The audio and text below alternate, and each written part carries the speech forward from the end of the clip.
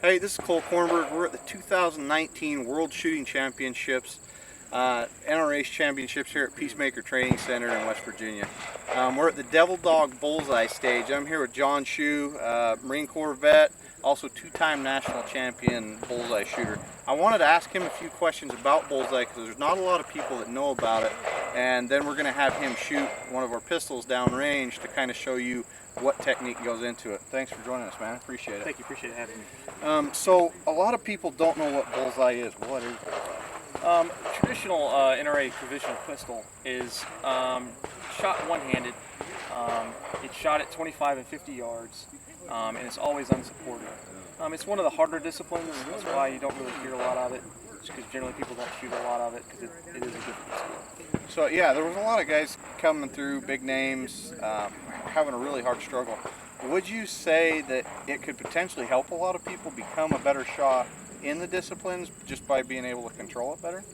Shooting one-handed pistol, I believe, is the footprint and the standing block for almost all about any discipline other than shotgun, just because of the formality of the gun. But when you shoot pistol bullseye, you're naked. You don't have a sling. You don't have 2 points of contact. You're not using two hands.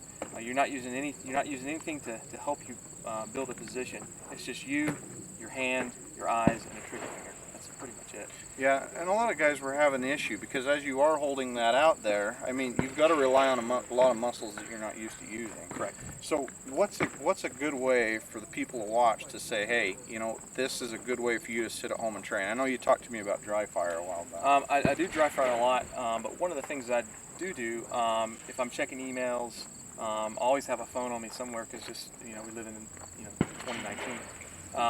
I'll read my emails at one arm's distance like this, and that kind of builds the muscles here and there. I'm not trying to perform any dry fire drills. I'm just trying to hold my arm at the level that I would shoot at. Okay. The discipline itself has been around forever. Yes. How old is it? I think Camp Perry this year is it's over 100 years. I know that. Are most of them shot 45 or 9? Majority of the people do shoot 45, just because it's an older American caliber. It's been around. So bullseye, is it an old sport? A lot of people haven't heard about it because it was an older sport, right? Yes, it was an older sport, and like I said, they're back in the the 40s and 50s. I don't like to say the heyday, but after World War II, it started gaining a lot of popularity in the civilian market, just because it was a military sport. It kind of used to only be a military sport, and then when civilians got involved in it, they found out they liked it, and it kind of grew from there. And then regulations in the firearms community kind of killed it in the 80s, as far as bullseye is concerned. But then again, a lot of other sports grew from that. All right. So what we're going to have him do today is we've got one of our new comp models in 9mm. I just want to have him go through real quick and kind of show you a couple things that could help you be a better shooter. And I mean, what better to ask him, national champion. So let's reset up and we'll have him shoot a few rounds.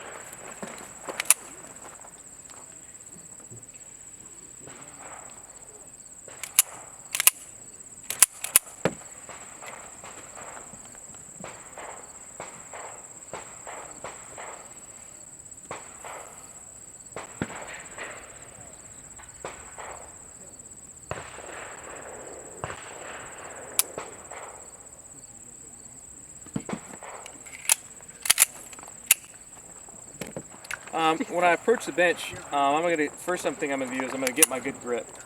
I'm going to get a good high firm pistol grip, and every time that I squeeze my hand on it, I'm just reaffirming